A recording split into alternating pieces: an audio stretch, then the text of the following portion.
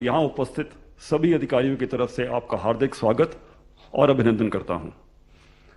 हम सभी आपके हार्दिक आभारी हैं कि आपने अपनी अति व्यस्त दिनचर्या में से इस समारोह के लिए समय उपलब्ध किया। इस समारोह में उपस्थित अन्य महानुभाव केंद्रीय गृह मंत्री श्री अमित शाह, केंद्रीय गृह राज्य मंत्री श्री नित्यानंद राय, केंद्रीय गृह सचिव श्री अजय भल्ला और सचिव बॉर्डर मैनेजमेंट और पुलिस श्री संजीवा कुमार का भी मैं हार्दिक स्वागत करता हूं। श्रीमान, इस समारोह में आपके सामने कुल 144 भारतीय पुलिस सेवा के अधिकारी और 4 मित्र देश नेपाल, भूटान, मालदीव और मॉरिशस के 34 पुलिस अधिकारी भी उपस्थित हैं। आपको जानकर खुशी होगी कि 6 मास के जिला प्रशिक्षण के दौर में इन सभी अधिकारियों ने अपने अपने राज्यों, जिलों में और देशों में सराहनीय और अहम भूमिका निभाई, जिसमें से कुछ अधिकारी कोरोनाग्रस्त भी हुए लेकिन पूर्णतः स्वस्थ होकर ट्रेनिंग में शामिल रहे। आपको यह भी जानकर प्रसन्नता होगी कि इनमें से 8 अधिकारियों की एक टुकड़ी, जिसमें 3 विदेशी अधिकारी भी रहे, भारत दर्शन के दरमियान लक्षद्वीप की विजिट के दरमियान एक आर्मी अधिकारी कर्नल साहब की 4 सदस्यों के कुटुंब को उन्होंने डूबने से बचाया। इन सभी अधिकारियों की पासिंग आउट परेड, दीक्षांत समारोह 6 अगस्त के दिन आयोजित किया गया है, जिसके बाद ये नेशनल फॉरेंसिक साइंस यूनिवर्सिटी और सीआरपीएफ की अटैचमेंट पूर्ण करने के बाद अपने अपने राज्यों में और देशों में सक्रिय फर्ज में उपस्थित होंगे। इन सभी अधिकारियों के लिए सौभाग्य का विषय है कि देश सेवा में प्रथम कदम रखने के अवसर पर इन्हें आपसे आशीर्वचन और मार्गदर्शन प्राप्त होगा। श्रीमान, पुलिस अकादमी की 2 वर्ष की कठिन ट्रेनिंग के अंतिम परिणामों के मुताबिक पहले दोनों स्थान महिला अधिकारियों ने प्राप्त किए हैं, जिसमें से पहले स्थान पर रंजीता शर्मा रही, जिन्होंने न केवल बेस्ट प्रोबेशनर का खिताब हासिल किया, लेकिन आईपीएस के इतिहास में ऐसी पहली महिला अधिकारी बनी जिन्होंने IPS association sword of honour भी जीता, जो कि आउटडोर ट्रेनिंग पर आधारित होता है। दूसरे क्रमांक पर एक प्रतिभाशाली महिला अधिकारी श्रेया गुप्ता रही, और आपकी अनुमति हो तो इस समारोह का संचालन करने के लिए मैं श्रेया को आमंत्रित करना चाहूंगा।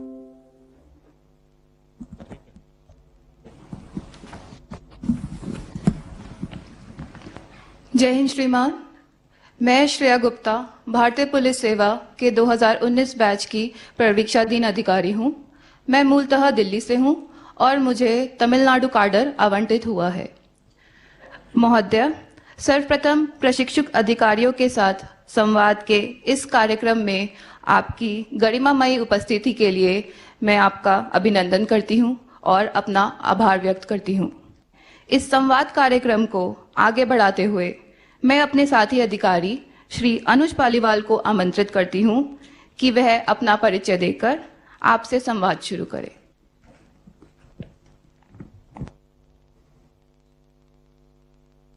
जय हिंद श्रीमान। सर, मेरा नाम अनुज पालीवाल है। मैं सर हरियाणा के पानीपत जिले से का निवासी हूं और सर मुझे केरला काडर आवंटित हुआ है। सर, मैंने अपनी ग्रेजुएशन आईआईटी रुड़की से की है। उसके पश्चात मैंने सर 2 साल एक निजी कंपनी में काम किया। सर, सबसे पहले तो श्रेया को वणक्कम। वणक्कम सर। अच्छा अनुज जी, आपने आईआईटी से पढ़ाई की और फिर आप 2 साल कहीं और काम करने के लिए चले गए और आप प्रशासनिक सेवा में आ गए। ऐसा अपने मन में क्या था कि आपने पुलिस सेवा को अपना करियर बनाया? क्या ऐसा तो नहीं है आईएएस जाना चाहते थे फिर कहीं लुढ़क गए और यहाँ पहुंच गए, ऐसा तो नहीं हुआ है? सर, जब मैं अपने कॉलेज में पढ़ रहा था तो सर मैं जब 3rd ईयर में था तो सर हमारे कॉलेज में सर वर्तमान में पुडुचेरी के गवर्नर माननीय किरण बेदी जी आई थी। तो तो सर जब उन्होंने अपना सर वो वहाँ पे जो लेक्चर दिया था तो सर उससे हम बहुत लोग सर काफ़ी प्रभावित हुए थे और सर हमने सिविल सेवा की तैयारी का निश्चय किया था। सर परीक्षा देते समय सर मेरा प्रेफरेंस सर आईएएस था, दूसरा आईपीएस था, पर सर मैंने सर उसके बाद दोबारा प्रयास नहीं किया। मैं आईपीएस में सर काफ़ी खुश हूँ और सर देश की सेवा सर आईपीएस पुलिस के रूप में ही करना चाहता हूँ। अभी तो किरण जी वहाँ एलजी नहीं है, वहाँ तो अब नए एलजी हैं। अच्छा अनुज, आपका बैकग्राउंड बायोटेक्नोलॉजी का है। पुलिसिंग में क्राइम इन्वेस्टिगेशन जैसे मामलों को लेकर भी मैं समझता हूं कि आपकी पढ़ाई काम आ सकती है। आपको क्या लगता है? जी सर, बिल्कुल आ सकती है सर। आजकल सर साइंटिफिक इन्वेस्टिगेशन बहुत जरूरी है सर किसी भी केस में कन्विक्शन लाने के लिए। और सर नई नई तकनीक जैसे कि चांस डीएनए और डीएनए टेक्नोलॉजी पे सर आजकल काफ़ी फोकस दिया जाता है। किसी भी केस में सर रेप केस होता है, मर्डर केस होता है, तो सर इनमें डीएनए की काफ़ी महत्वता है। और डीएनए फिंगरप्रिंटिंग आजकल काफ़ी सर बहुत उसका बहुत महत्वपूर्ण है सर। इस कोरोना काल में वैक्सीन की इतनी चर्चा हो रही है, तो आपका ये बैकग्राउंड होने के कारण उसमें भी रुचि लेकर के पढ़ाई वढ़ाई करते हो कि छोड़ दिया? सर अभी तो सर ध्यान ट्रेनिंग पे है सर। अच्छा, इसके अलावा आपकी क्या हॉबी है? सर इसके अलावा सर मुझे खेलना बहुत पसंद है सर। म्यूजिक में इंटरेस्टेड हूँ सर। म्यूजिक? जी सर। तो कहाँ बायोटेक्नोलॉजी, कहाँ म्यूजिक और कहाँ ये पुलिसिंग?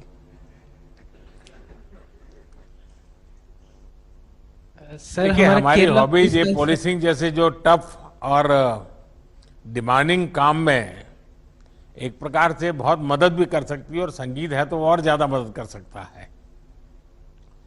जी सर। देखिए अनुज, मैं आपको आपके आने वाले जीवन और कैरियर के लिए बधाई देता हूं। आप हरियाणा के रहने वाले हैं और आप केरल कैडर में काम करेंगे। आपने आईआईटी से शिक्षा की और सिविल सर्विस में ह्यूमैनिटीज को चुना। आप ऐसी सेवा में हैं जो कठोर मानी जाती है, और आपको संगीत से भी प्रेम है। पहली नजर में ये विरोधाभास लग सकते हैं, लेकिन ये आपकी बहुत बड़ी ताकत भी बन सकते हैं। अपनी इस ताकत को आप पुलिस सेवा में बेहतर लीडरशिप देने के लिए काम में लाएंगे, यही मेरी शुभकामना है। धन्यवाद सर। जय हिंद सर। जय हिंद। धन्यवाद श्रीमान। अब मैं अनुरोध करूंगी अपने साथी प्रशिक्षु अधिकारी श्री रोहन जगदीश से कि वो अपना परिचय दें और अपना आपके साथ वार्तालाप शुरू करें। जय हिंद श्रीमान, मेरा नाम रोहन जगदीश है। मैं भारतीय पुलिस सेवा 2019 बैच का प्रशिक्षु अधिकारी हूँ। मुझे कर्नाटक कैडर आवंटित हुआ है। मैं बैंगलोर का मूल निवासी हूँ और मैं बैंगलोर विश्वविद्यालय का यूनिवर्सिटी लॉ कॉलेज से लॉ डिग्री का स्नातक हूँ। मेरा पहला प्रथम पसंद भारतीय पुलिस सेवा था। इसके मुख्य कारण मेरा पिताजी थे। उन्होंने कर्नाटक राज्य के पुलिस में 37 साल का सेवा किया है। ये मेरे बहुत गर्व के बात है। तो मैंने भी उनके तरह भारतीय पुलिस सेवा में मेरा सेवा करने के लिए मैं इस सेवा का चुना हूँ। जय हिंद श्रीमान। रोहन जी, आप बंगलुरु के हैं, हिंदी भी काफ़ी सीख ली हैं और एक लॉ ग्रेजुएट भी हैं। आपने पॉलिटिक्स और इंटरनेशनल रिलेशंस को भी अध्ययन किया है। इस ज्ञान का आप आज की पुलिस व्यवस्था में क्या रोल देखते हैं? श्रीमान, मैं जब ट्रेनिंग में ज्वाइन किया था उस टाइम पे ही मैं हिंदी सीखा है, तो मैं इसके लिए बहुत ट्रेनिंग के लिए आभारी हूँ। और मैं पॉलिटिकल साइंस और इंटरनेशनल सीखते वक्त मैं दुनिया अभी बहुत छोटे लग रहा है ग्लोबलाइजेशन के द्वारा, तो इसलिए हम हर तरह पुलिस एजेंसीज और दूसरे राज्यों के साथ भी इंटरपोल के द्वारा काम करने का मौका मिलेगा। तो हमारा क्राइम डिटेक्शन और इन्वेस्टिगेशन अभी साइबर क्राइम्स के द्वारा क्राइम्स सिर्फ इंडिया को ही लोकलाइज नहीं है बट इंटरनेशनल भी है। तो इस नॉलेज से रिलेशंस रखना और अन्य क्राइम्स को सॉल्व करना, international cross border terrorism, Naxalism और ड्रग्स का मामले में सॉल्व करना उपयोग होता है श्रीमान। हम अक्सर पुलिस एकेडमी में मुश्किल फिजिकल ट्रेनिंग के बारे में सुना करते हैं। आपको जो ट्रेनिंग मिली, आपको क्या लगता है, क्योंकि आपने अपने पिताजी को देखा है, जिंदगी पूरी आपकी ये पुलिस बेड़े के बीच में ही बीती है, लेकिन आप स्वयं खुद इस ट्रेनिंग में आए, तो आपको क्या फील हो रहा है? मन में एक संतोष हो रहा है? आपके पिताजी ने जो आपसे अपेक्षाएं की होगी उसको पूरा करने के लिए क्षमताएं आपकी दिखती होगी, और आप पिताजी कंपैरिजन करते होंगे कि उनके ज़माने में ट्रेनिंग कैसी होती थी, आपके ज़माने में कैसी होती है, तो आपके दोनों के बीच में थोड़ी भिड़ंत भी होती होगी। सर, मेरे पिताजी मेरा रोल मॉडल भी है और उन्होंने कर्नाटक पुलिस में सब इंस्पेक्टर के रूप में ज्वाइन किया थे और 37 साल के बाद वो एसपी के रैंक में रिटायर भी हो चुका है सर। तो जब मैं एकेडमी पहुंचा था, उन्होंने बोला था कि पुलिस ट्रेनिंग बहुत कठिन होता है और बहुत मेहनत करना पड़ेगा। तो मैं आते अंदर एक माइकल एंजेलो का एक वाक्य लिखा है सर। उसमें बोला है हम सबके अंदर एक स्टैचू ऑलरेडी है, एक शिल्प है। हम एकेडमी के द्वार उस शिल्प को एक स्टोन से निकालना पड़ता है। ऐसे ही हमारा निर्देशक सर और हमारा सब फैकल्टी हमको ट्रेन करके हमारा बेहतरीन शिल्प बनाया है। तो हम इस शिल्प लेके हमारा देश को सेवा करेंगे सर। अच्छा, इस ट्रेनिंग को और बेहतर करने के लिए क्या करना चाहिए? कोई सुझाव है मन में? सर, अभी ऑलरेडी बहुत बेहतर है। मैं पहले सुना है कि बहुत कठिन था। अब हमारा नया निर्देशक आने के बाद और सब चेंजेस हो चुका है और हमारे सोच रखकर ही ट्रेनिंग कर रहा है और हमको इंटरनेशनल स्टैंडर्ड्स पर ट्रेनिंग कर रहा है। तो मैं बहुत खुश हूँ इस ट्रेनिंग से। रोहन जी, मुझे बताया गया है कि आप अच्छे स्विमर हैं और आपने एकेडमी के पुराने सारे रिकॉर्ड भी तोड़ दिए हैं। जाहिर है आप आजकल ये ओलंपिक्स में भारत के खिलाड़ियों के अच्छे प्रदर्शन को भी बराबर फॉलो कर रहे होंगे। आने वाले समय में पुलिस सेवा से बेहतर एथलीट्स निकालने के लिए भी या फिर पुलिस के फिटनेस बल को सुधारने के लिए आपके मन में कोई विचार आता है कि आज आप देखते होंगे कि इसके बाद पुलिस का जरा बैठना, उठना, चलना सब जरा कुछ अलग ही नजर आता है। आपको क्या लगता है? सर, एकेडमी में हमको फिटनेस का एक बहुत ध्यान दे जाता है सर। तो इसलिए मेरा सोच है कि हम यहाँ समय बिताने के बाद एक फिटनेस का एक सिर्फ ट्रेनिंग में ही नहीं सर, बट हमारा जिंदगी में एक पार्ट हो जाता है सर। अभी भी मेरे को शायद क्लास नहीं है तो मॉर्निंग पीटी नहीं है तो भी मेरे को 5 बजे मैं उठ जाता हूँ सर, क्योंकि वो रूटीन रह चुका है। तो ये हमारा पूरी जिंदगी में हम लेके जाएंगे और जब हम जिला पहुंचेंगे, हमारा साथी अधिकारी और हमारा साथ काम करने वाला पुलिस अधिकारी को भी इस बारे में बोल के उनको भी स्ट्रेस मैनेजमेंट और हेल्थ के मैनेजमेंट और उनके तबीयत को कैसा ठीक रखने का इनका जानकारी भी दे के हम सिर्फ आपके फिटनेस ही नहीं बट सबको फिटनेस करके पूरा इंडिया को फिट रखने का कोशिश करना है श्रीमान। चलिए रोहन जी, मुझे आपसे बात करके अच्छा लगा। फिटनेस और प्रोफेशनलिज्म हमारे पुलिस की एक बहुत बड़ी ज़रूरत है और मुझे लगता है कि आप जैसे उत्साही युवा इन रिफॉर्म्स को और आसानी से पुलिस सिस्टम में लागू कर सकते हैं। पुलिस अपनी फोर्स में फिटनेस को प्रमोट करेगी तो समाज में भी युवा फिट रहने के लिए प्रेरित होंगे। मेरी आपको बहुत शुभकामनाएं हैं। जय हिंद श्रीमान। धन्यवाद श्रीमान। इसी श्रृंखला को बढ़ाते हुए अब मैं आमंत्रित करती हूं श्री गौरव राम प्रवेश राय को कि वह आपके समक्ष अपना परिचय रखें और संवाद करें। जय हिंद सर, मेरा नाम गौरव राय है। मैं महाराष्ट्र के अमरावती जिले का निवासी हूं और मुझे छत्तीसगढ़ काडर आवंटित हुआ है। मैंने कॉलेज ऑफ इंजीनियरिंग पुणे से सिविल इंजीनियरिंग की है और इंडियन पुलिस सर्विस से पूर्व मैं इंडियन रेलवेज में कार्यरत था। गौरव जी, मुझे बताया गया कि आप तो शतरंज के खिलाड़ी हैं, बहुत अच्छा खेलते हैं, बोलते हैं शतरंज। जी सर। अच्छा, शाह और मात के इस खेल में ये भी तय है कि आपको जीतना ही जीतना है। वैसे आपने सोचा कभी कि अपराधियों को काबू करने में आपका शतरंज का ज्ञान क्या काम आ सकता है? यस सर, मैं क्योंकि शतरंज खेलता हूं तो मैं हमेशा इसी तरीके से सोचता हूं। मुझे जैसे छत्तीसगढ़ काडर अलॉट हुआ है और वहां पे लेफ्ट विंग एक्सट्रीमिज्म ऊपर में है, माओवाद, तो उसमें सर मुझे हमेशा यही लगता है कि शतरंज में दो चीज होती है, एक स्ट्रेटेजी और एक टैक्टिक्स। तो हमेशा अपनी फोर्स में और पॉलिसीज में ऐसी स्ट्रेटेजी हो जो उनको टैकल कर सकें, और ऑपरेशंस के थ्रू हम ऐसे टैक्टिक्स का इस्तेमाल करें जो कि हमें ट्रेनिंग एकेडमी में भी सिखाया गया है। इस तरीके से ऑपरेशंस करें कि हमारी कम से कम लॉसेस हो और हम ज़्यादा से ज़्यादा इन लोगों पर अटैक करके इनको रोक सकें। गौरव जी, आपने बताया कि आपका कैडर छत्तीसगढ़ अलॉट हुआ है और वहाँ की स्थिति के विषय में आपने उल्लेख किया, वहाँ लेफ्ट विंग एक्सट्रीमिज्म की स्थिति भी है और आप उससे परिचित भी हैं। ऐसे में आपकी भूमिका और भी अहम है।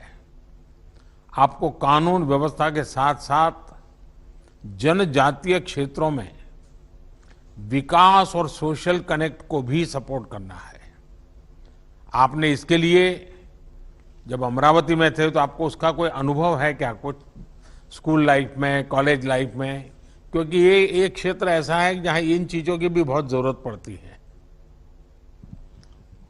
यस सर, भारतीय सरकार की जो दो तरफा रणनीति है विकास की और सिक्योरिटी पॉइंट ऑफ व्यू से, तो क्योंकि सर मैं कॉलेज में था तो मैं सिविल इंजीनियर हूं, तो मैं ये समझता हूं कि मैं नक्सल लेफ्ट विंग एक्सट्रीमिज्म को खत्म करने के लिए विकास ही एक रास्ता है। और विकास के लिए सबसे पहले अगर हम सोचते तो हमारे दिमाग में रोड, रेलवेज, घर, बेसिक सिविल फैसिलिटीज आती है। तो मैं ये समझता हूँ कि अगर मैं सिविल इंजीनियर हूँ तो मैं अपने इस नॉलेज का अच्छे से उपयोग कर पाऊंगा छत्तीसगढ़ में। आप गढ़चिरौली विषय में भी काफी कुछ स्टडी करते होंगे, महाराष्ट्र के हैं तो? ये सर, उसके बारे में भी मालूम है, पढ़ा है। गौरव जी, आप जैसे युवा अफसरों पर बहुत बड़ी जिम्मेदारी है।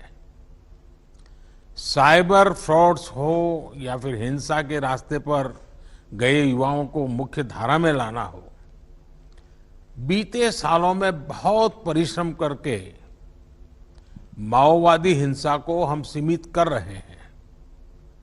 आज जनजातीय क्षेत्रों में विकास और विश्वास के नए सेतु बनाए जा रहे हैं। मुझे विश्वास है कि आप जैसी युवा लीडरशिप इस काम को तेजी से आगे बढ़ाएगी। मेरी आपको बहुत शुभकामनाएं हैं। धन्यवाद सर, जय हिंद। श्रीमान, आपका बहुत धन्यवाद। अब मैं आमंत्रित करना चाहूंगी सुश्री रंजीता शर्मा को कि वह आपके समक्ष अपना परिचय रखें और अपने विचार व्यक्त करें। जय हिंद सर, मेरा नाम रंजीता है, मैं हरियाणा से हूं और मुझे राजस्थान काडर एलोकेट हुआ है। सर, मेरी डिस्ट्रिक्ट प्रैक्टिकल ट्रेनिंग के दौरान शुरुआत में ही एक अति विषम लॉ एंड ऑर्डर सिचुएशन का ज़िले में सामना करना पड़ा। सर, इस दौरान मुझे संयम के, स्पेशली पुलिस फोर्सेस में संयम के महत्व का ज्ञान हुआ। सर, क्योंकि लगभग सभी तरह के आंतरिक सुरक्षा के मामले हों या लॉ एंड ऑर्डर की सिचुएशन हो, वहाँ पर हम अपने ही देश के नागरिकों का सामना कर रहे होते हैं और इस परिस्थिति में ये ज़रूरी हो जाता है, अति आवश्यक है कि हम संयम बरतें। और जैसा कि सर हमारी अकादमी में भी काफ़ी जगह हम ये पढ़ते हैं कि सरदार पटेल जी ने आईपीएस प्रोबेशनर्स और आईपीएस अधिकारियों को संबोधित करते हुए कहा था कि अगर कोई जिस क्षण एक पुलिस अधिकारी अपना संयम खो देता है, उसी क्षण वो एक पुलिस अधिकारी नहीं रहता। तो सर, और इस ट्रेनिंग के दौरान सर, चाहे वो अकादमी में हो या चाहे वो ज़िले की जो व्यवहारिक प्रशिक्षण था उसके दौरान हो, ये लगातार एहसास होता रहा कि जो पुलिस के आदर्श हैं, जो मूल्य हैं, जैसे कि धैर्य हो, संयम हो या साहस हो, उसका सर मुझे लगातार आभास होता रहा। रंजीता जी, आपने ट्रेनिंग के दौरान जो भी उपलब्धियां हासिल की हैं उनके लिए आपको बहुत बहुत बधाई। और अभी अतुल जी आपका वर्णन भी कर रहे थे। आपके बारे पढ़ और सुन रहा था तो लगा कि आपने हर जगह अपना सिक्का जमाया है। आपने जो कुछ भी हासिल किया है उसे आपके घर, गांव, अड़ोस पड़ोस में अब बेटियों को लेकर बदलाव दिखता है या नहीं? क्या अनुभव आता है? सर्वप्रथम धन्यवाद सर। सर, आसपास जो परिवार है, परिवारगण है, मित्रगण है, समाज है, सर हमारे जैसे ही सिलेक्शन के बाद में पता चला कि सिलेक्शन हुआ है तो विभिन्न वर्गों से सर कॉल्स आए कि आप आइए और हमारे यहाँ बच्चों से बातचीत कीजिए। और उसमें विशेषतः सर जो गर्ल चाइल्ड था सर, उस पर फोकस रहा कि आप उनसे बात कीजिए क्योंकि आप एक मोटिवेशन, एक रोल मॉडल की तरह एक्ट कर सकते हैं। सर, यही अनुभव मेरा ज़िले में भी रहा। वहाँ पर भी काफ़ी बार ऐसा अवसर आया जहाँ पर मुझे बुलाया गया कि मैं विशेषतः महिला स्टूडेंट से बात करके उनको मोटिवेट करूं, उनको इंस्पायर करूं। और कहीं ना कहीं सर ये जो वर्दी है इसमें एक आइडेंटिटी, एक पहचान तो मिलती है और एक जिम्मेदारी और एक चुनौती का भी एहसास होता है। और अगर एक महिला को वो वर्दी में देखते हैं और इससे उनको कहीं ना कहीं थोड़ा भी मोटिवेशन और इंस्पिरेशन मिलता है सर, ये मेरे लिए असली उपलब्धि रहेगी। रंजिता जी, आपकी योग में भी बहुत रुचि है। आपने जो पढ़ाई की उससे लगता है कि आप पत्रकारिता क्षेत्र में आगे बढ़ना चाहती थी, तो फिर इस रास्ते में आप कैसे पहुंच गई? सर, यहाँ पर भी एक कहानी है। सर, मुझे लगता है कि मैंने निजी क्षेत्र में काम किया है इससे पहले लगभग 8-9 साल। परंतु सर मैं कुछ ऐसा एक काम करना चाहती थी जिसका असर मुझे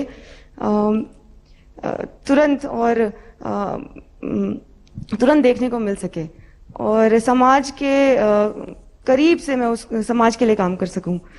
सर, क्योंकि निजी क्षेत्र में आपका दायरा बहुत सीमित रहता है, तो वहाँ पर उसका वो व्यापक तरीके से आप अपनी छाप नहीं छोड़ सकते हैं। तो प्रशासनिक सेवा हो या पुलिस सेवा हो सर, ये आपको ये मौका देती है। और जहाँ तक वर्दी का सवाल है सर, तो इसमें तो मुझे ये बेहद ही जिम्मेदारी और सम्मान की बात है कि मुझे भारतीय पुलिस सेवा का हिस्सा होने का अवसर मिला है। अच्छा रंजीता जी, आपने अपने लिए कोई ऐसा लक्ष्य तय किया है जो आप देश की पुलिस व्यवस्था को बेहतर बनाने के लिए जरूर अमल में लाना चाहेगी? सर, पुलिस को मुझे याद है सर, पिछली दफ़ा जब आपका ये इंटरेक्शन हुआ था तो आपने कहा था जहाँ पुलिस की बात आती है वहाँ पर डंडा, बल, इसके प्रयोग की बात आती है।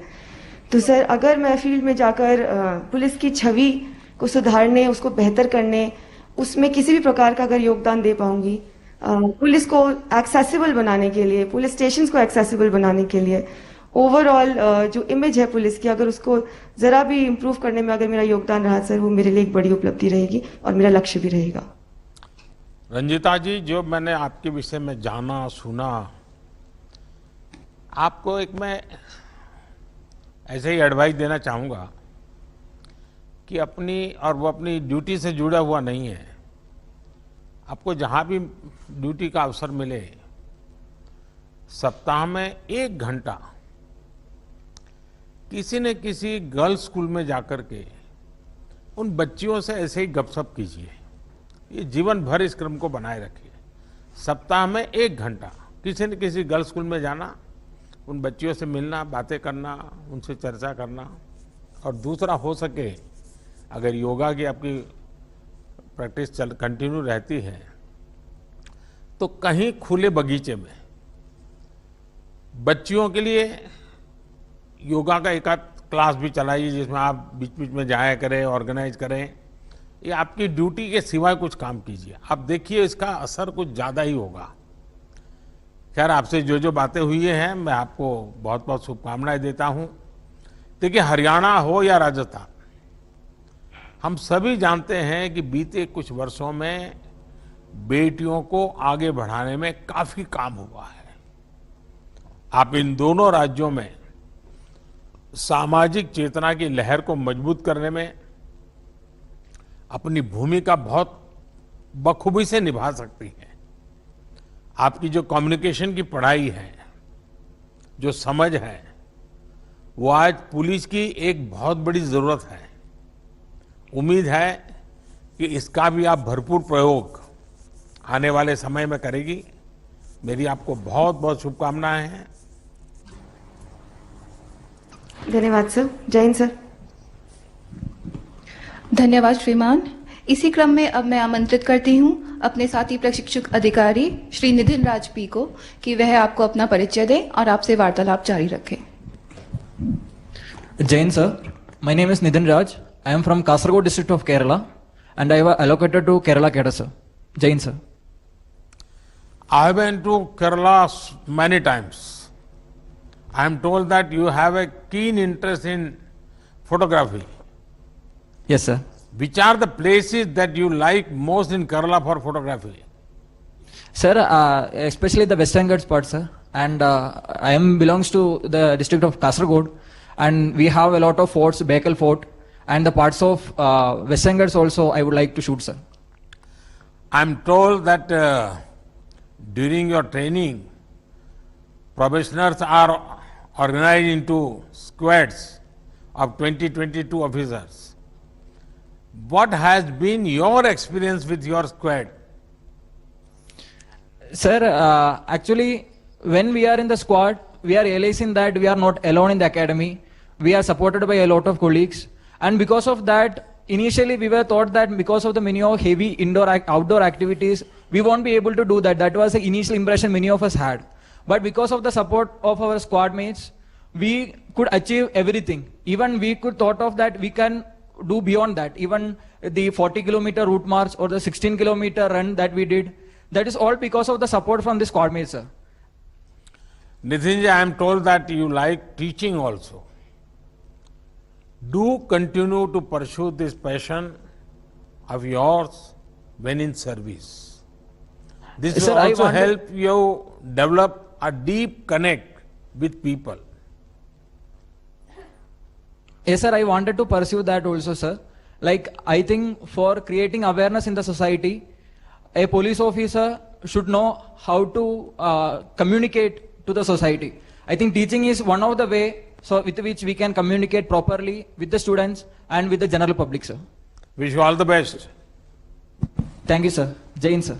Jai Hind. इसी श्रृंखला को आगे बढ़ाते हुए अब मैं आमंत्रित करती हूं डॉक्टर नवजोत सिमी को कि वह महोदय के सामने अपना परिचय रखें और वार्तालाप को जारी रखें। जय हिंद श्रीमान, मेरा नाम नवजोत सिमी है। मैं पंजाब के गुरदासपुर जिले से हूं और मुझे बिहार काडर आवंटित हुआ है। सर, मैंने डेंटल सर्जरी में स्नातक की डिग्री लुधियाना से की है। मेरी डिस्ट्रिक्ट ट्रेनिंग पटना में हुई और इसी दौरान महिला पुलिस कर्मचारियों की बढ़ती संख्या, साहस और प्रेरणा से मैं काफी उत्साहित हुई। जय हिंद श्रीमान। नवजोत जी, आपने तो लोगों को दांत दर्द से राहत दिलाने के लिए दांतों की सेहत ठीक करने का जिम्मा उठाया था। ऐसे में देश के दुश्मनों के दांत खट्टे करने का रास्ता आपने क्यों चुना? सर, मैं सिविल सर्विसेज की तरफ सर मेरा झुकाव काफी पहले से ही था और सर एक डॉक्टर का काम और एक पुलिस का काम भी लोगों की पीड़ा को दूर करना ही होता है सर। तो सर मुझे लगा कि मैं सिविल सर्विसेज के माध्यम से और भी एक बड़े प्लेटफॉर्म पर रहकर लोगों की समस्याओं के समाधान में अपना योगदान दे सकती हूँ। आपने पुलिस फोर्स ज्वाइन की है तो ये सिर्फ आपके लिए ही नहीं, देश में बेटियों की नई पीढ़ी को भी प्रेरित करने वाली है। आज पुलिस में बेटियों की भागीदारी बढ़ रही है।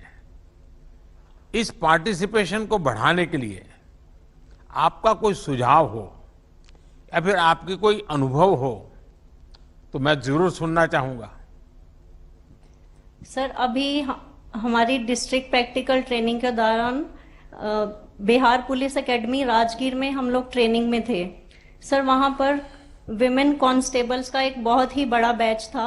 उनके साथ इंटरेक्शन करने का मुझे मौका मिला तो सर मैं इतनी ज़्यादा उत्साहित हुई कि वो सब लड़कियाँ आगे पढ़कर बहुत कुछ बनना चाहती थी। सर, वो बहुत ज़्यादा ऑलरेडी ही मोटिवेटेड थी।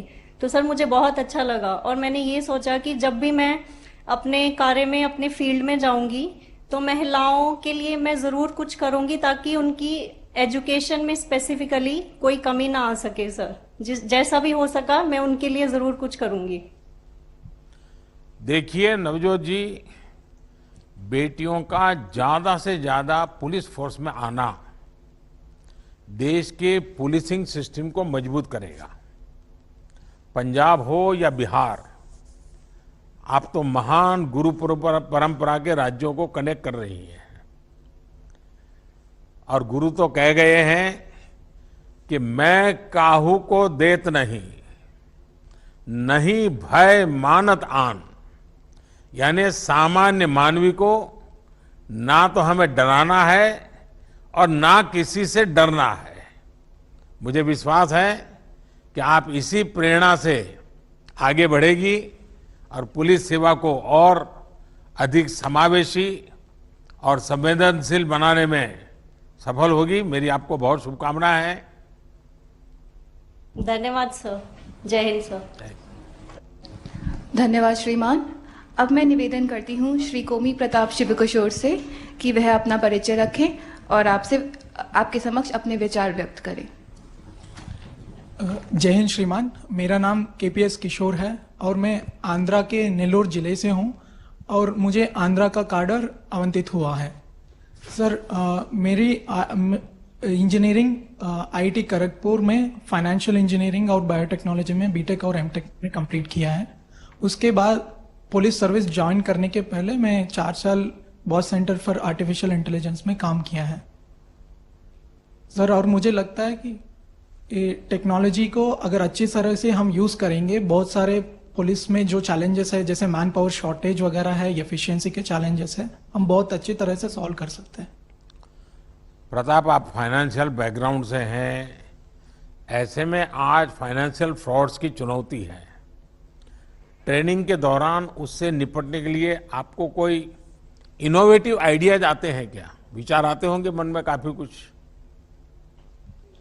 जरूर सर, हमको बहुत अच्छे इन्वेस्टिगेशन में फाइनेंशियल फ्रॉड्स को इन्वेस्टिगेट करना, कौन सी लॉस है उनको परिचय किया गया है। और खास करके जब हम फील्ड ट्रेनिंग में थे करनूल जिले में, बहुत अच्छा फाइनेंशियल फ्रॉड्स, आधार रिलेटेड फेक आधार कार्ड्स के थ्रू संक्षेम कार्यक्रम से कैसे पैसे लीक हो जा रहा है, ऐसे काम इन्वेस्टिगेशन करने में बहुत ट्रेनिंग मदद की और फील्ड में, और मुझे लगता है कि बहुत कुछ आगे सीखने के लिए मिलेगा। साइबर क्राइम में हमारे बच्चे और महिलाओं को ये जो एलिमेंट्स हैं उनको बहुत निशाना बनाते रहते हैं। और इसके लिए थाने के स्तर पर क्या काम हो सकता है, इससे जुड़ा कोई सुझाव, क्योंकि आप आर्टिफिशियल इंटेलिजेंस को जानते हैं, आप टेक्नोलॉजी के व्यक्ति हैं, फाइनेंस का बैकग्राउंड है, तो इसमें कोई सुझाव आपके मन में आता है? अभी लगता है कि हाँ इसमें ऐसे जाना चाहिए। सर, हमने ये काम किया सर, जिसमें जो भी नया नया साइबर फ्रॉड हो रहा है, जिसका तरीके हो रहा है, हर दिन हम न्यूज़पेपर में और अपने लोकल सिटी चैनल में बोलते थे। और यही काम हम जो वल्नरेबल ग्रुप्स है जैसे कॉलेजेस है जो नया नया स्मार्टफोन लेके आ रहे हैं, और उनको हर हफ्ते एक सेशन ऐसे करते थे। और दूसरा, कंटिन्यूअसली महीने में एक बार एक वेबिनार जैसे कंडक्ट करते थे जहां लोग अपने मन से ज्वाइन करते थे। और सबसे ज्यादा मुझे लगता है कि ये जो क्राइम जिस हिसाब से होता है उसको हम लोगों तक पहुंचाना है ताकि वो पहले ही जागरूक हो। देखिए प्रताप, डिजिटल टेक्नोलॉजी बहुत इंक्लूसिव टेक्नोलॉजी है जो सबको जोड़ती है और गरीब, वंचित, शोषित तक भी सुविधा और संसाधन पहुंचाने में बहुत मददगार है। और ये हमारा भविष्य भी है।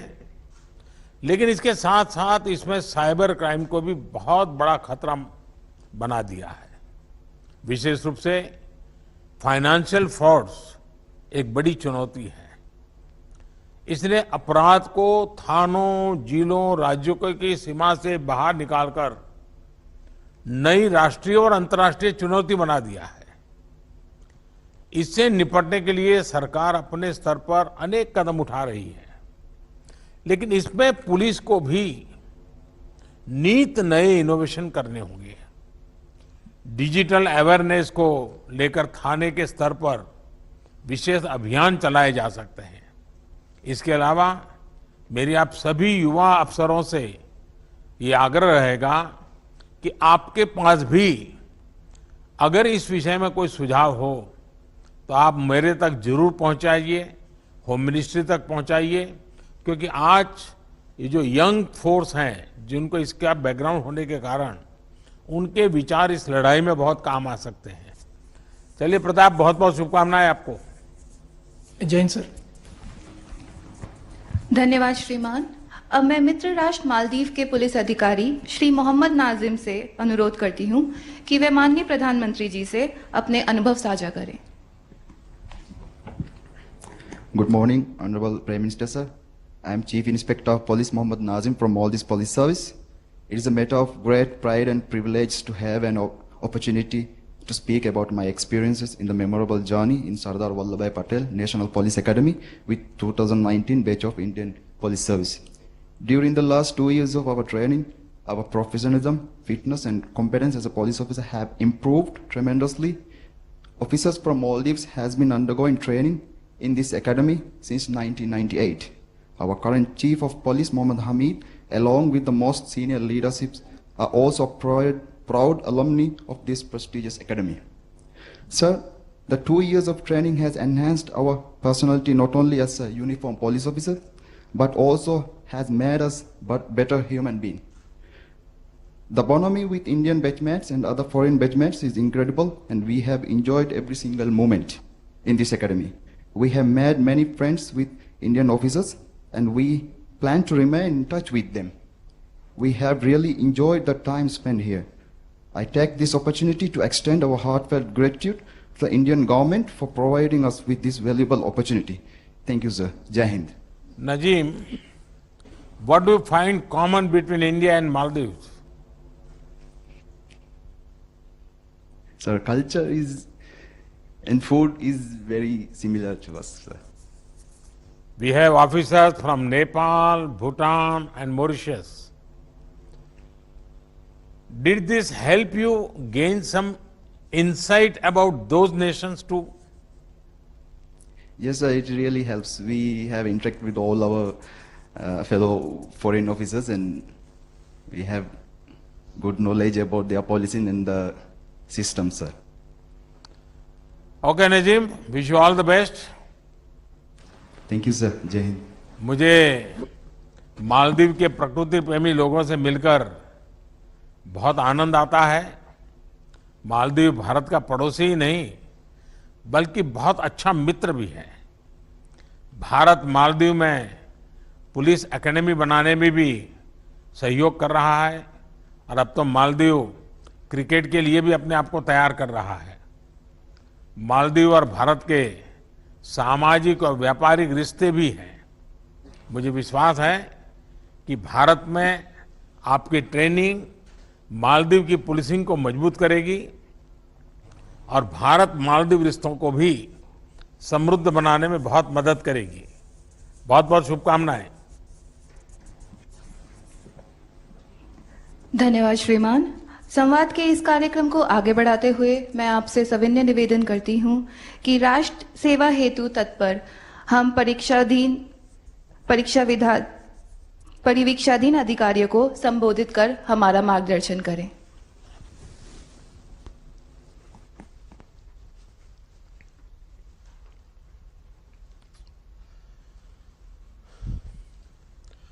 आप सभी से बात कर मुझे बहुत अच्छा लगा। मेरा हर साल ये प्रयास रहता है कि आप जैसे युवा साथियों से बातचीत करूं,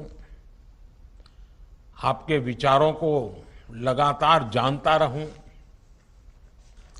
आपकी बातें, आपके सवाल, आपकी उत्सुकता मुझे भी भविष्य की चुनौतियों से निपटने में मदद करती है। साथियों, इस बार की ये चर्चा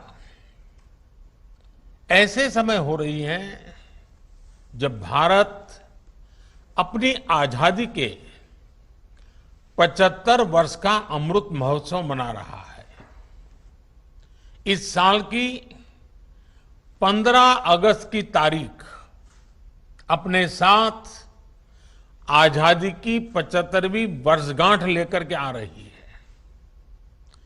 बीते 75 सालों में भारत ने एक बेहतर पुलिस सेवा के निर्माण का प्रयास किया है। पुलिस ट्रेनिंग से जुड़े इंफ्रास्ट्रक्चर में भी हाल के वर्षों में बहुत सुधार हुआ है। आज जब मैं आपसे बात कर रहा हूं तो उन युवाओं को देख रहा हूं जो अगले 25 वर्ष तक भारत में कानून व्यवस्था सुनिश्चित करने में सहभागी होंगे। ये बहुत बड़ा दायित्व है। इसलिए अब एक नई शुरुआत, एक नए संकल्प के इरादे के साथ आगे बढ़ना है।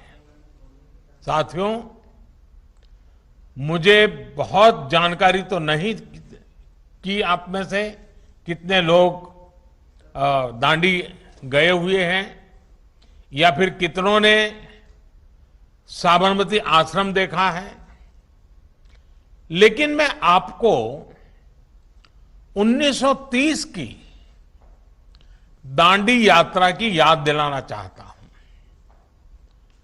गांधी जी ने नमक सत्याग्रह के दम पर अंग्रेजी शासन की नींव हिला देने की बात कही थी। उन्होंने ये भी कहा था कि जब साधन न्यायपूर्ण और सही होते हैं तो भगवान भी साथ देने के लिए उपस्थित हो जाते हैं। साथियों, एक छोटे से जत्थे को साथ लेकर महात्मा गांधी साबरमती आश्रम से निकल पड़े थे। एक एक दिन बीतता गया और जो लोग जहां थे वो नमक सत्याग्रह से जुड़ते चले गए। 24 दिन बाद जब गांधी जी ने दांडी में अपनी यात्रा पूरी की तो पूरे देश, एक प्रकार से पूरा देश उठ करके खड़ा हो गया था। कश्मीर से कन्याकुमारी, अटक से कटक, पूरा हिंदुस्तान चेतनवंत हो चुका था। उस मनोभाव को याद करना, उस इच्छा शक्ति को याद करिए। इसी ललक ने, इसी एकजुटता ने भारत की आजादी की लड़ाई को सामूहिकता की शक्ति से भर दिया था। परिवर्तन का वही भाव, संकल्प में वही इच्छा शक्ति आज देश आप जैसे युवाओं से मांग रहा है। 1930 से 1947 के बीच देश में जो ज्वार उठा, जिस तरह देश का युवा आगे बढ़कर आए, एक लक्ष्य के लिए एकजुट होकर पूरी युवा पीढ़ी जुट गई। आज यही मनोभाव आपके भीतर भी अपेक्षित है। हम सबको इस भाव में जीना होगा, इस संकल्प के साथ जुड़ना होगा। उस समय देश के लोग, खास करके देश के युवा, स्वराज्य के लिए लड़े थे। आज आपको सुराज्य के लिए जी जान से जुटना है। उस समय लोग देश की आजादी के लिए मरने मिटने को तैयार थे। आज आपको देश के लिए जीने का भाव लेकर आगे चलना है। 25 साल बाद जब भारत आजादी के 100 वर्ष पूरे होंगे, तब हमारी पुलिस सेवा कैसी होगी, कितनी सशक्त होगी, वो आपके आज के कार्यों पर भी निर्भर करेगी। आपको वो बुनियाद बनानी है जिस पर 2047 के भव्य अनुशासित भारत की इमारत का निर्माण होगा। समय ने इस संकल्प की सिद्धि के लिए आप जैसे युवाओं को चुना है और मैं इसे आप सभी का बहुत बड़ा सौभाग्य मानता हूं। आप एक ऐसे समय पर करियर शुरू कर रहे हैं जब भारत हर क्षेत्र, हर स्तर पर ट्रांसफॉर्मेशन के दौर से गुजर रहा है। आपके कैरियर के आने वाले 25 साल भारत के विकास के भी सबसे अहम 25 साल होने वाले हैं। इसलिए आपकी तैयारी, आपकी मनोदशा इसी बड़े लक्ष्य के अनुकूल होनी चाहिए। आने वाले 25 साल आप देश के अलग अलग हिस्सों में अलग अलग पदों पर काम करेंगे, अलग अलग रोल निभाएंगे। आप सभी पर एक आधुनिक, प्रभावी और संवेदनशील पुलिस सेवा के निर्माण की एक बहुत बड़ी जिम्मेदारी है और इसलिए आपका हमेशा ये याद रखना है कि आप 25 साल के एक विशेष मिशन पर हैं और भारत ने इसके लिए खास तौर पर आपको चुना है। साथियों, दुनिया भर के अनुभव बताते हैं कि जब कोई राष्ट्र विकास के पथ पर आगे बढ़ता है तो देश के बाहर से और देश के भीतर से चुनौतियां भी उतनी ही बढ़ती हैं। ऐसे में आपकी चुनौती टेक्नोलॉजी डिसरप्शन के इस दौर में पुलिसिंग को निरंतर तैयार करने की है।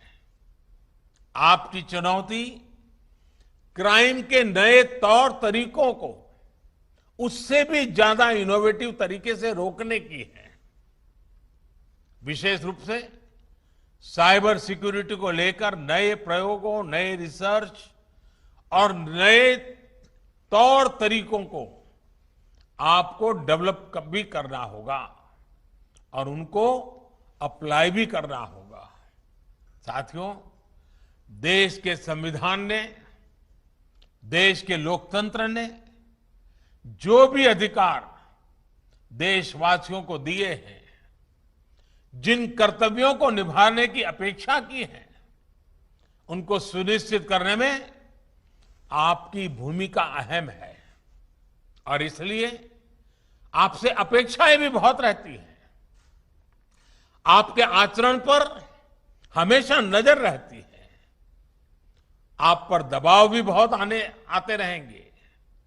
आपको सिर्फ पुलिस थाने से लेकर पुलिस हेडक्वार्टर की सीमाओं के भीतर ही नहीं सोचना है। आपको समाज में हर रोल, हर भूमिका से परिचित भी रहना है, फ्रेंडली भी होना है और वर्दी की मर्यादाओं को हमेशा सर्वोच्च रखना है। एक और बात का आपको हमेशा ध्यान रखना होगा। आपकी सेवाएं देश के अलग अलग जिलों में होगी, शहरों में होगी। इसलिए आपको एक मंत्र सदा सर्वदा याद रखना है। फील्ड में रहते हुए आप जो भी फैसले ले उसमें देश हित होना चाहिए, राष्ट्रीय परिप्रेक्ष्य होना चाहिए। आपके कामकाज का दायरा और समस्याएं अक्सर लोकल होगी। ऐसे में उनसे निपटते हुए ये मंत्र बहुत काम आएगा। आपको हमेशा ये याद रखना है कि आप एक भारत श्रेष्ठ भारत के भी ध्वजवाहक है। इसलिए आपके हर एक्शन, आपकी हर गतिविधि नेशन फर्स्ट, ऑलवेज फर्स्ट, राष्ट्र प्रथम, सदैव प्रथम, इसी भावना को रिफ्लेक्ट करने वाली होनी चाहिए। साथियों, मैं अपने सामने तेजस्वी महिला अफसरों की नई पीढ़ी को भी देख रहा हूं। बीते सालों में पुलिस फोर्स में बेटियों की भागीदारी को बढ़ाने का निरंतर प्रयास किया गया है। हमारी बेटियां पुलिस सेवा में एफिशिएंसी और अकाउंटेबिलिटी के साथ साथ विनम्रता, सहजता और संवेदनशीलता के मूल्यों को भी सशक्त करती है। इसी तरह 10 लाख से अधिक आबादी वाले शहरों में कमिश्नर प्रणाली लागू करने को लेकर भी राज्य काम कर रहे हैं। अभी तक 16 राज्यों के अनेक शहरों में ये व्यवस्था लागू की जा चुकी है। मुझे विश्वास है कि बाकी जगह भी इसको लेकर सकारात्मक कदम उठाए जाएंगे।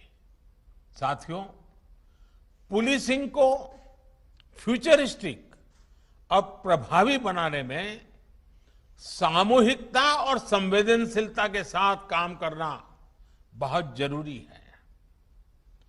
इस कोरोना काल में भी हमने देखा है कि पुलिस के साथियों ने किस तरह स्थितियों को संभालने में बहुत बड़ी भूमिका निभाई है। कोरोना के खिलाफ लड़ाई में हमारे पुलिस कर्मियों ने देशवासियों के साथ कंधे से कंधा मिलाकर काम किया है। इस प्रयास में कई पुलिस कर्मियों को अपने प्राणों की आहुति तक देनी पड़ी है। मैं इन सभी जवानों को, पुलिस साथियों को आदरपूर्वक श्रद्धांजलि देता हूं और देश की तरफ से उनके परिवारों के प्रति संवेदना प्रकट करता हूं। साथियों, आज आपने, जब मैं आपसे बात करता था तो बात करते हुए मैं एक और पक्ष आपके सामने रखना चाहता हूं। आजकल हम देखते हैं कि जहां जहां प्राकृतिक आपदा आती है, कहीं बाढ़, कहीं चक्रवाती तूफान, कहीं भूस्खलन, तो हमारे एनडीआरएफ के साथी पूरी मुस्तैदी के साथ वहां नजर आते हैं। आपदा के समय एनडीआरएफ का नाम सुनते ही लोगों में एक विश्वास जगता है। ये साख एनडीआरएफ ने अपने बेहतरीन काम से बनाई है। आज लोगों को ये भरोसा है कि आपदा के समय एनडीआरएफ के जवान हमें जान की बाजी लगाकर भी बचाएंगे। एनडीआरएफ में भी तो ज्यादातर पुलिस बस के जवान होते हैं, आपके ही साथी होते हैं। लेकिन क्या यही भावना, यही सम्मान समाज में पुलिस के लिए है? एनडीआरएफ में पुलिस के लोग हैं, एनडीआरएफ को सम्मान भी है, एनडीआरएफ में काम करने वाले पुलिस के जवान को भी सम्मान है, लेकिन समाज व्यवस्था में ऐसा है क्या? आखिर क्यों? इसका उत्तर आपको भी पता है। जनमानस में ये जो पुलिस का नेगेटिव परसेप्शन बना हुआ है, ये अपने आप में बहुत बड़ी चुनौती है। कोरोना काल की शुरुआत में महसूस किया गया था कि ये परसेप्शन थोड़ा बदला है, क्योंकि लोग जब वीडियो देख रहे थे, सोशल मीडिया में देख रहे थे, पुलिस के लोग गरीबों की सेवा कर रहे हैं, भूखे को खिला रहे हैं, कहीं खाना पका करके गरीबों को पहुंचा रहे हैं, तो एक समाज में पुलिस की तरफ देखने का, सोचने का वातावरण बदल रहा था। लेकिन अब फिर वही पुरानी स्थिति हो गई है। आखिर जनता का विश्वास क्यों नहीं बढ़ता, साख क्यों नहीं बढ़ती? साथियों, देश की सुरक्षा के लिए, कानून व्यवस्था बनाए रखने के लिए, आतंक को मिटाने के लिए हमारे पुलिस के साथी अपनी जान तक न्यौछावर कर देते हैं। कई कई दिन तक आप घर नहीं जा पाते। त्योहारों में भी आप अक्सर आपको अपने परिवार से दूर रहना पड़ता है। लेकिन जब पुलिस की इमेज की बात आती है तो लोगों का मनोभाव बदल जाता है। पुलिस में आ रही नई पीढ़ी का ये दायित्व है कि इमेज बदले, पुलिस का ये नेगेटिव परसेप्शन खत्म हो। ये आप लोगों को ही करना है। आपकी ट्रेनिंग, आपकी सोच के बीच बरसों से चली आ रही पुलिस डिपार्टमेंट की जो स्थापित परंपरा है, उसने आपका हर रोज आमना सामना होना ही होना है। सिस्टम आपको बदल देता है या आप सिस्टम को बदल देते हैं, ये आपकी ट्रेनिंग, आपकी इच्छा शक्ति और आपके मनोबल पर निर्भर करता है। आपके इरादे कौन से हैं, किन आदर्शों से आप जुड़े हुए हैं, उन आदर्शों की परिपूर्ति के लिए कौन संकल्प लेकर के आप चल रहे हैं, वही मैटर करता है आपके व्यवहार के बाबत में। ये एक तरह से आपकी एक और परीक्षा होगी और मुझे भरोसा है आप इससे भी सफल होंगे, जरूर सफल होंगे। साथियों, यहां जो हमारे पड़ोसी देश के युवा अफसर हैं, उनको भी मैं बहुत बहुत शुभकामनाएं देना चाहूंगा। भूटान हो, नेपाल हो, मालदीव हो, मॉरिशस हो, हम सभी सिर्फ पड़ोसी नहीं हैं, बल्कि हमारी सोच और सामाजिक ताने बाने में भी बहुत समानता है। हम सभी सुख दुख के साथी हैं। जब भी कोई आपदा आती है, विपत्ति आती है, तो सबसे पहले हम ही एक दूसरे की मदद करते हैं। कोरोना काल में भी हमने ये अनुभव किया है। इसलिए आने वाले वर्षों में होने वाले विकास में भी हमारी साझेदारी बढ़ना तय है। विशेष रूप से आज जब क्राइम और क्रिमिनल सीमाओं से परे हैं, ऐसे में आपसी तालमेल और ज्यादा जरूरी है। मुझे विश्वास है कि सरदार पटेल एकेडमी से, इस एकेडमी में बिताए हुए आपके ये दिन आपके कैरियर, आपके नेशनल और सोशल कमिटमेंट और भारत के साथ मित्रता को प्रगाढ़ करने में भी मदद करेंगे। एक बार फिर आप सभी को बहुत बहुत शुभकामनाएं। धन्यवाद।